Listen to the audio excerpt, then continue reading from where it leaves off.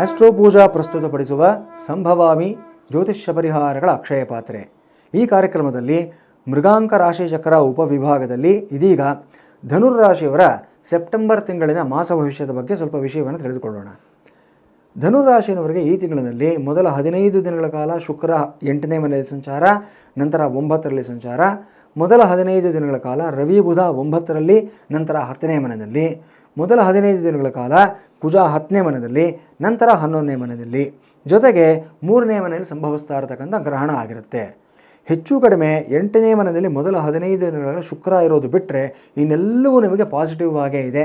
ಇನ್ನೆಲ್ಲವೂ ನಿಮಗೆ ಅನುಕೂಲಕರವಾಗಿ ನಿಮ್ಮನ್ನು ಮುಂದಕ್ಕೆ ಕರ್ಕೊಂಡು ಹೋಗ್ತಕ್ಕಂಥ ಒಂದು ಗ್ರಹ ಸಂಚಾರಗಳು ಆಗಿರುತ್ತವೆ. ನಿಮಗೆ ವಿಶೇಷವಾಗಿ ಶುಕ್ರ 8ನೇ ಮನೆಯಲ್ಲಿದ್ದಾಗ ಮಾತ್ರ ಸ್ವಲ್ಪ ಈ ಜೂಜು, ಲಾಟ್ರಿ, ಆನ್ಲೈನ್ ರಮ್ಮಿ ಈ ಥರ ಚಟಗಳು ಯಾರ್ಯಾರಿಗಿರುತ್ತೆ ಅವರೆಲ್ಲರೂ ಸ್ವಲ್ಪ ಎಚ್ಚರಿಕೆಯಿಂದ ಇರಬೇಕಾಗತ್ತೆ.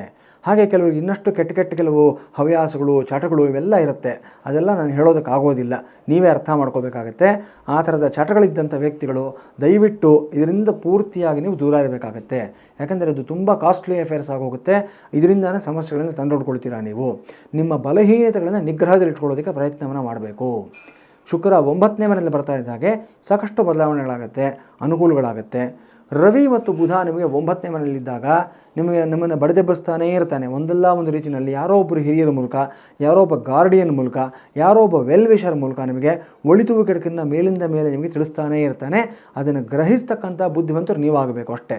ಅದನ್ನು ಪಕ್ಕದಲ್ಲಿಟ್ಟು ಯಾರು ನನಗೇನು ಹೇಳಬೇಕಾಗಿಲ್ಲ, ನನಗೆಲ್ಲ ಗೊತ್ತು, ನಾನು ಮಾಡ್ಕೊಳ್ತೀನಿ ಕೆಲಸ ಅಂತ ಒಂದು ಧೋರಣೆಯಿಂದ ನೀವು ಮುನ್ನುಗ್ಗಿದ್ದಾದಲ್ಲಿ ಸಮಸ್ಯೆಯನ್ನು ನೀವೇ ತಂದೊಡ್ಕೊಳ್ತೀರಾ. 10ನೇ ಮನೆಗೆ ರವಿ ಮತ್ತು ಬುಧ ಬಂದಾಗಲೂ ಅಷ್ಟೇ ಕೆಲಸ ಕಾರ್ಯಗಳೆಲ್ಲವೂ ಸರಾಗವಾಗಿ ನಡ್ಕೊಂಡು ಹೋಗುತ್ತೆ. ಇನ್ನಷ್ಟು ಬಲ ಬರುತ್ತೆ ನಿಮಗೆ.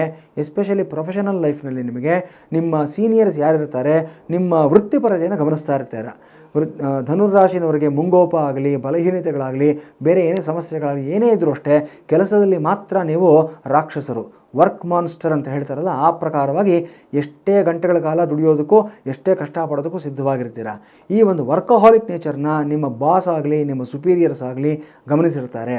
ಅದಕ್ಕೆ ನಿಮಗೆ ರಿವಾರ್ಡ್ ಕೊಡತಕ್ಕಂಥ ಸಂದರ್ಭ ತಿಂಗಳಿನ ಮುಂದಿನ 15 ದಿವಸಗಳಲ್ಲಿ ಆಗಿರುತ್ತೆ.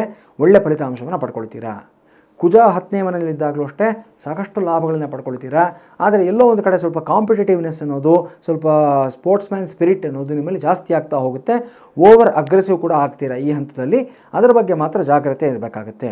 ಪೊಲೀಸ್ ಡಿಪಾರ್ಟ್ಮೆಂಟಲ್ಲಿ ಕೆಲಸ ಮಾಡ್ತಕ್ಕಂಥವರು, ಫೈರ್ ಡಿಪಾರ್ಟ್ಮೆಂಟಲ್ಲಿ ವರ್ಕ್ ಮಾಡ್ತಕ್ಕಂಥವರು, ಬಾರ್ಡರ್ ಸೆಕ್ಯೂರಿಟಿ ಫೋರ್ಸಲ್ಲಿ ಇರತಕ್ಕಂಥವರು, ಆರ್ಮಿನಲ್ಲಿ ವರ್ಕ್ ಮಾಡ್ತಕ್ಕಂಥ ವ್ಯಕ್ತಿಗಳು, ಪ್ಯಾರಾ ಮಿಲಿಟರಿನಲ್ಲಿ ವರ್ಕ್ ಮಾಡ್ತಕ್ಕಂಥ ವ್ಯಕ್ತಿಗಳು ಇವರೆಲ್ಲರೂ ಅಷ್ಟೇ ಕುಜ ನಿಮಗೆ 10ನೇ ಮನೆಯಲ್ಲಿದ್ದಾಗ 11ನೇ ಮನೆಯಲ್ಲಿದ್ದಾಗ ಇಡೀ ತಿಂಗಳು ಪೂರ್ತಿ ನಿಮ್ಮ ಶಕ್ತಿ, ಸಾಮರ್ಥ್ಯ ಇವೆಲ್ಲವನ್ನು ಇನ್ನಷ್ಟು ಬೆಳೆಸ್ಕೊಳ್ಳೋದಕ್ಕೆ ನಿಮಗೆ ಅನುಕೂಲವನ್ನು ಮಾಡ್ತಕ್ಕಂಥ ಒಂದು ಸಂದರ್ಭ ಆಗಿರುತ್ತೆ.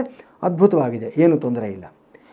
ಇದೆಲ್ಲದರ ಜೊತೆಯಲ್ಲಿ 3ನೇ ಮನೆಯಲ್ಲಿ ಸಂಭವಿಸ್ತಾ ಇರತಕ್ಕಂಥ ಗ್ರಹಣ ನಿಮ್ಮ ಎಲ್ಲ ಸಮಸ್ಯೆಗಳಿಂದ ನಿಮಗೆ ಹೊರಗಡೆ ಬರೋದಕ್ಕೆ ಒಂದು ಮಾರ್ಗವಾಗಿರುತ್ತೆ. ಒಂದು ವಿಶೇಷವಾದಂಥ ಒಂದು ಪೋರ್ಟಲ್ ಅಂತ ಹೇಳ್ಬೋದು ಈ ಒಂದು ಚಂದ್ರಗ್ರಹಣ ಅನ್ನತಕ್ಕಂಥದ್ದು. ಹಾಗಾಗಿ ಧನುರಾಶಿಯವರಿಗೆ ಎಲ್ಲವೂ ಸೌಖ್ಯವಾಗಿ ಕಾಣಿಸ್ತಾ ಇದೆ, ಏನೂ ಸಮಸ್ಯೆ ಇಲ್ಲ. ಈ ಸಂದರ್ಭದಲ್ಲಿ ಗಯೆ ಅಥವಾ ಶ್ರೀರಂಗಪಟ್ಟಣದಲ್ಲಿ ನೀವು ತಿಲಹೋಮ ಅಥವಾ ತ್ರಿಪಿಂಡಿ ಶ್ರಾದ್ದದಲ್ಲಿ ಭಾಗವಹಿಸೋದ್ರಿಂದ ಪಿತೃದೋಷಗಳಿಂದ ನಿವಾರಣೆಯನ್ನು ಪಡ್ಕೊಳ್ತೀರಾ. ಹಾಗೆ ಪಿತೃಶಾಪಗಳಿಂದನೂ ಸಹ ವಿಮುಕ್ತಿಯನ್ನು ಹೊಂದುತ್ತೀರಾ ನೀವು. ಇದರ ಜೊತೆಯಲ್ಲಿ ಪುದುಕೋಟೆಯಲ್ಲಿ ನಡೀತಾ ಇರತಕ್ಕಂಥ ಶತಚಂಡೀ ಹೋಮ, ಈ ಒಂದು ವಿಶೇಷವಾದ ಕಾರ್ಯಕ್ರಮ ಏನಿದೆ ಸಹಸ್ರಚಂಡೀ ಹೋಮ ಅನ್ನತಕ್ಕಂಥದ್ದು 1000 ದಿನಗಳವರೆಗೂ ಸಹ ನಡೀತಾ ಇರತಕ್ಕಂಥ ವಿಶೇಷವಾದ ಕಾರ್ಯಕ್ರಮ ನಮ್ಮ ಸಂಸ್ಥೆಯ ವತಿಯಿಂದ ನಡೆಸಲಾಗ್ತಾ ಇದೆ. ಈ ಕಾರ್ಯಕ್ರಮದಲ್ಲಿ ಭಾಗವಹಿಸಿ ದೇವಿಯ ಕೃಪಾ ಕಟಾಕ್ಷಕ್ಕೆ ಪಾತ್ರರಾಗಿ. ಇದರ ಜೊತೆಯಲ್ಲಿ ನೀವು ಧಾರಣೆ ಮಾಡ್ಕೋಬೇಕಾಗಿರ್ತಕ್ಕಂಥ ಪದಾರ್ಥ ಅಂತಂದರೆ ದೈವಿಕವಾದ ವಸ್ತುಗಳಲ್ಲಿ ಸಿಟ್ರೀನ್ ಬ್ರೇಸ್ಲೆಟ್ ಅನ್ನತಕ್ಕಂಥದ್ದು ನಿಮ್ಮ ರಾಶಿಗೆ ತುಂಬ ಪೂರಕವಾಗಿರ್ತಕ್ಕಂಥದ್ದು. ಇದನ್ನು ಎನರ್ಜೈಸ್ ಮಾಡಿಸಿ, ಆ್ಯಕ್ಟಿವೇಟ್ ಮಾಡಿಸಿ ನಿಮ್ಮ ನಕ್ಷತ್ರಕ್ಕೆ ತಾರಾಬಲ ಇರತಕ್ಕಂಥ ದಿವಸದಲ್ಲಿ ಒಂದು ಶುಭ ಗುರುವಾರದ ದಿವಸ ಧಾರಣೆಯನ್ನು ಮಾಡ್ಕೊಳ್ಳಿ.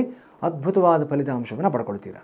astropooja.com ವೆಬ್ಸೈಟನ್ನು ಸಂದರ್ಶಿಸಿ ಅಥವಾ ನಿಮ್ಮ ತೆರೆಯ ಮೇಲೆ ಕಾಣ್ತಾ ಇರತಕ್ಕಂಥ ದೂರವಾಣಿ ಸಂಖ್ಯೆಗಳಿಗೆ ಕರೆ ಮಾಡಿ.